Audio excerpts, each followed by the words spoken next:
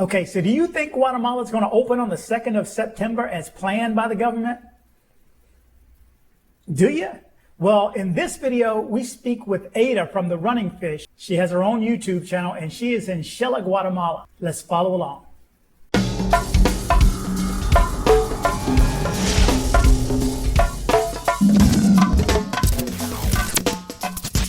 Hey, good morning, good evening, good afternoon, wherever it is you're located. In this video, we are speaking with Ada from the Running Fish, who is in Xela, Guatemala. Let's just jump right into the interview. This is part 1 of 2. And by the way, if you're new to my channel, this is a travel channel. Again, not much traveling going on right now, but I'm offering as much travel information as I can ahead of time so that you're ready when the borders do reopen. But if you find any benefit from any of my videos, please take a second and go down and hit the subscribe button, share and like. It definitely helps me with the YouTube algorithm, and comment. I respond to all my comments. Thanks for watching. Let's jump right into the interview. Okay, and I'm on. Good morning, good evening, good afternoon, wherever it is you're located. I am in Houston, Texas, but I'm speaking to someone who is in Guatemala. Please say hello, Ada. Hello, Rob. Hello to Rob's audience as well. My name is Ada. I'm from Hong Kong, and right now I got stuck in Guatemala. Yes, and so for my viewers should know that I've been seeking to speak to someone who is in Guatemala, and looking lo and behold, I have Ada. So, where are you from originally? I'm from Hong Kong. Okay, and you just happened, so everybody's going to want to know how you ended up. And I know we spoke about it, but how did you end up in Guatemala during a pandemic? Well, actually, do you mind if I give you a long story? Go for it. Okay. I started my Latin American journey from December 2018. It was from Mexico, because my plan was going from Mexico all the way down to Argentina. So I just bypassed Guatemala at some point. Right now I'm in Xela, Guatemala. So I came to Guatemala in August last year, and I supposed to leave in March, April time because my visa was due in May, but then everything was shut down in mid-March, so I just got stuck here. But I'm fine with it.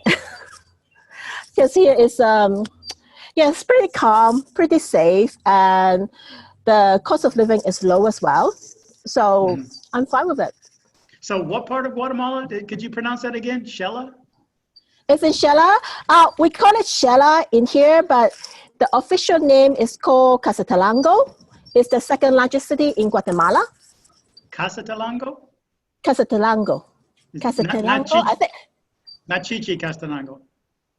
No. That was a small town, like a weekend market. No, that's different. It's different. Yes. It's way more busy. It's a very busy area with lots of cars and buildings, but it's not as modern as Guatemala City. Okay. So all of a sudden you're there. You've been there for quite a few months. You were getting ready to come back, and then all of a sudden you heard it on the news. How did it happen? How did you hear about it? Well, actually, I came to Xela because I need to write a Spanish exam, like an international Spanish exam. It's called DELE. They only have 2 schools doing this exam, and in mid-February, there was only 1 school, so I have to come here. And then I study in 1 school in here as well. And then after the exam, my plan was to visit a few places in Guatemala, and then I come back to experience the Semana Santa, the Santa Week, because it's very big in here. So that's my plan, and then I'm gonna leave in like late April or early May. So after 1 week of traveling, I was about to go to Tikal, and then I heard the news saying that it was closed. Okay. Just 1 day before I was about to go to Tikal. So my plan was go to Livingston after that, but in my mind I was thinking that well, maybe there will be no more bus. So how can I come back here? Because Livingston was quite far away and I didn't know about the place. So I thought, okay, maybe I'll go back to Antigua because I've been to Antigua before. I just go to Antigua and chill for a week and then come back to Sheila. The night that I went back to Antigua, I heard the news saying that, okay, everything got shut down. So That I means got all transportation? all the transportation. No, like you can still take shuttle, but it's a private shuttle. So you pay for the whole bus. Mm-hmm. Gotcha. Yes. So I got stuck there for almost a month. Then I decided to take a private shuttle to come back because even though the private shuttle... Excuse me, you got stuck in Antigua for a month? It's worst places to be stuck at. But it's very expensive to live there. It's very expensive. And at the earlier stage, that everything is closed. So even though Antigua is pretty, but there's nothing except the supermarket. Then I decided to take a private shuttle, even though it's expensive to come back here because the rent here is way much lower. Okay. Because the place that I stay was a very nice place. Like, in Antigua, you don't find very bad places. All of them are very nice. So it costs me like maybe $600 a month. And here, my studio is only cost me like $200 a month. Okay. So, and I know it's going to take a few months. So why I keep staying in Antigua. And I know the family in here that I stay. So I just feel much safer. So I have a family to stay with me instead of staying alone. Mm-hmm. Yeah. Okay. Well, you know what? Let me take one step. So now I end up in Sheila. No, I was going to say, let me take one step back and to let the viewers know that you also have your own YouTube channel. That's how I actually found you. Oh, yeah. What's your channel name? Yes.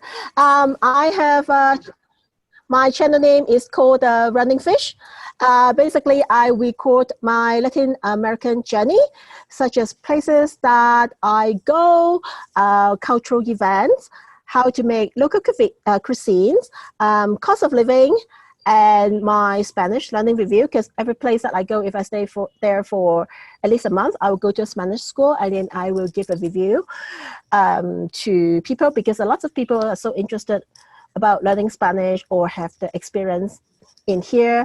So I just, because at different area, the school is a bit different and the same as the price as well. So I just want to just give them a review. How's it like? Because when I do my research, I just can't find any, because people maybe just only go to one place and learn Spanish, and then they will tell you that, oh, the experience is great. but what do you want to get from the Spanish class? You know, besides the experience, if you want to learn something, it's a different story. My channel name is called Running Fish. A lot of people ask me because it's such a weird name. It came from my screen name of my Instagram, because I used to use this Instagram account to record my marathon journey a few years ago. I used to run. So it has the word running, and I'm Pisces. So I made up this silly screen name, the Running Fish, like whatever. Later, I noticed that a fish cannot run.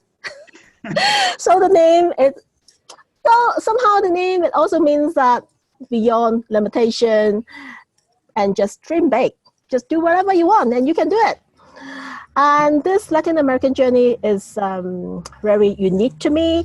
And definitely I need to find a way to record it, to make it like a diary for myself. Because you only do once in your lifetime, right? Some people use blog or photo to record. For me, I like both of them, but I'm so passionate about making videos. I can spend hours and hours editing and finding music.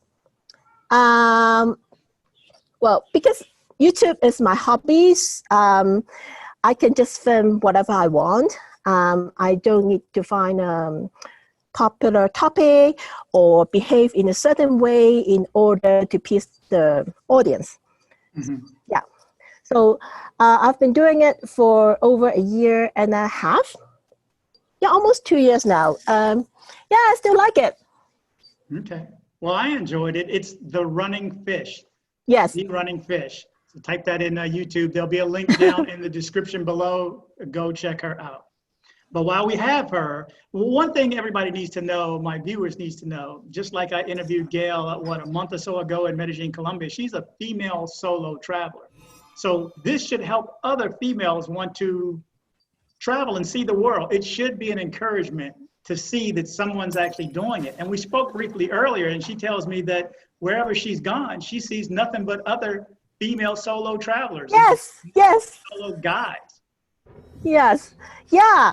Well, actually, I like when I travel because I mostly I go to places that are not very popular, and then I'll meet some other travelers as well. I would say they are travelers. They are not tourists. Mm-hmm. Because they have been traveling for quite a while. And if I see like girls, mostly they are single. They travel alone. I met a girl, she was in my previous Airbnb. She has been traveling in Central America for 3 years all by herself. 3 years. Wow. So for her, I'm still like a baby. Yeah. And for guys, mostly I don't see like solo male traveler. Mostly they're with a wife, with a girlfriend, or with other male friend. Mm-hmm. Yeah, that's what I've seen so far. Yeah. Okay. So since you're there, what's it like being in? Well, let me ask you this, Shella. What's that near? What major city is that near? No, Shella is the name. It's the second largest city in Guatemala. Really? Okay. Yes. Is it north, south? How far from Guatemala City or Antigua? If you take a coach, it's 4 hours away from Guatemala City. Okay. If you take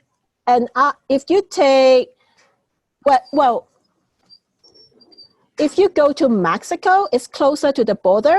It takes you, I think, also 4 hours to the border if you take a private shuttle.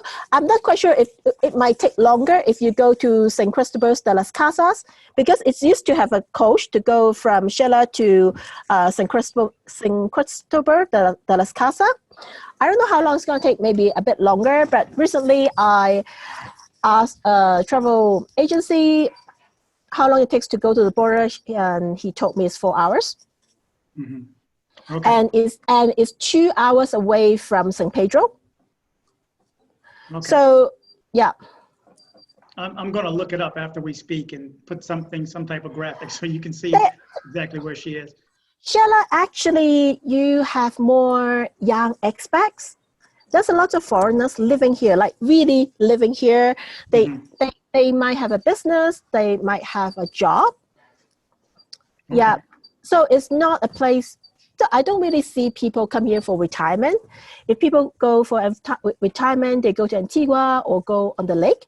But here's mostly young expats and lots of bars, party area before the quarantine.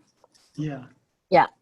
Okay. So, well, what's it like now? What color are you on right now? Are you red, orange, yellow? Your traffic light system there for the virus. Actually, what's the lockdown like? I don't really know because you don't really know what's the actual number behind. Yeah. Yeah. So I don't really know what zone I'm in, but so far for this few months, I feel pretty safe. Well, are you allowed to go out and shop? Is it 50% capacity? Are the malls open? Okay, because like during this few months, they have been keep changing the policy. Sometimes they change it every week. Sometimes they change it every 2 weeks. So it's like every Sunday night, the president is going to come up and say something, and he might change the policy. He might not. It depends. we used to have curfew. We still have curfew, but the curfew time is shorter. Now the curfew time is from 9 p.m. till 4 a.m. the next day.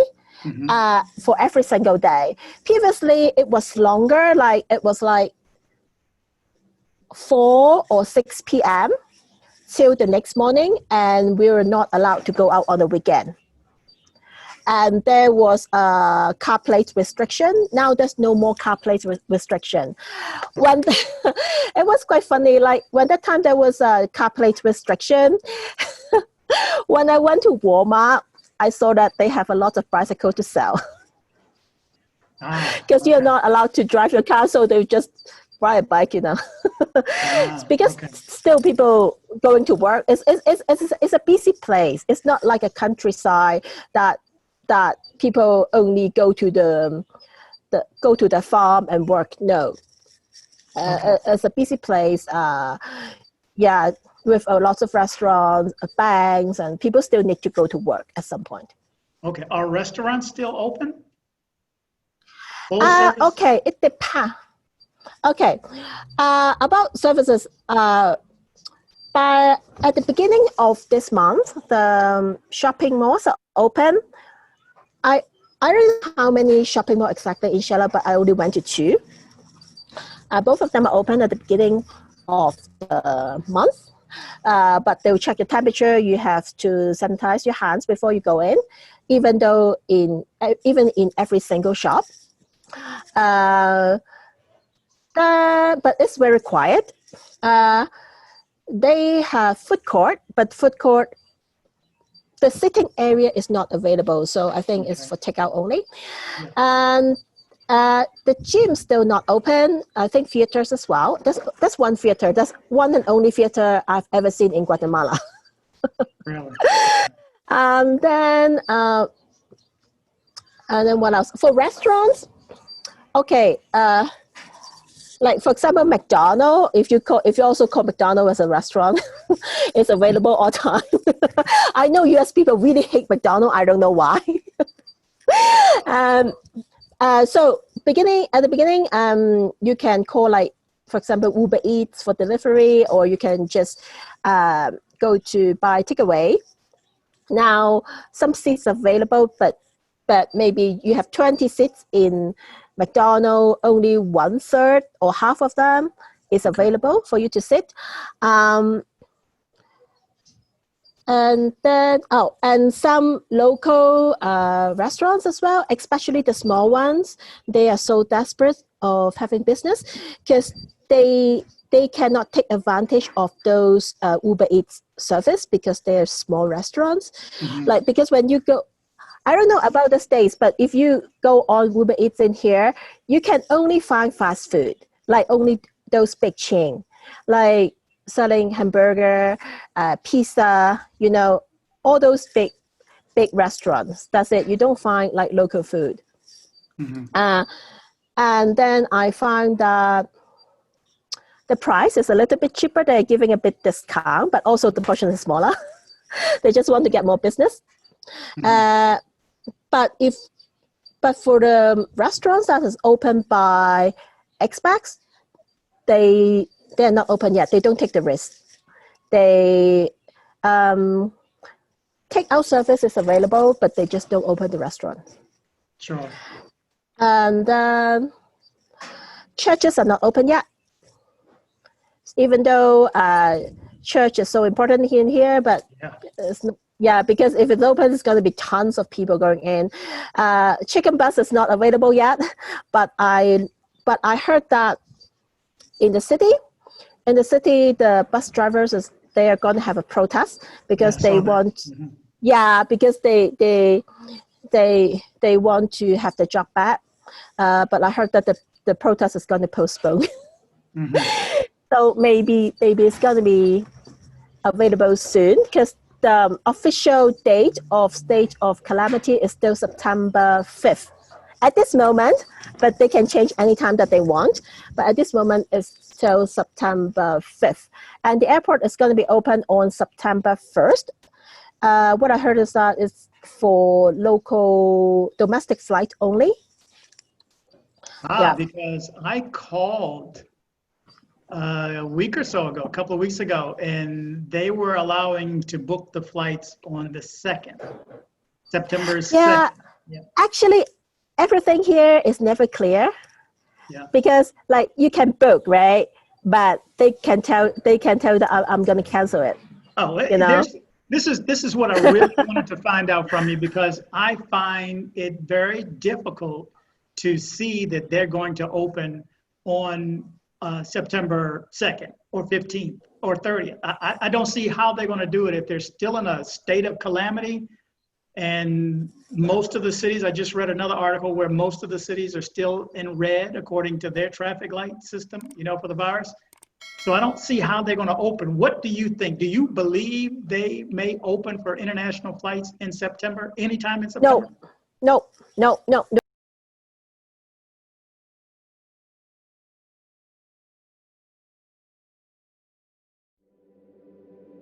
Please comment and share if you liked the video. We have a YouTube channel, like it! Please subscribe and kick the bell.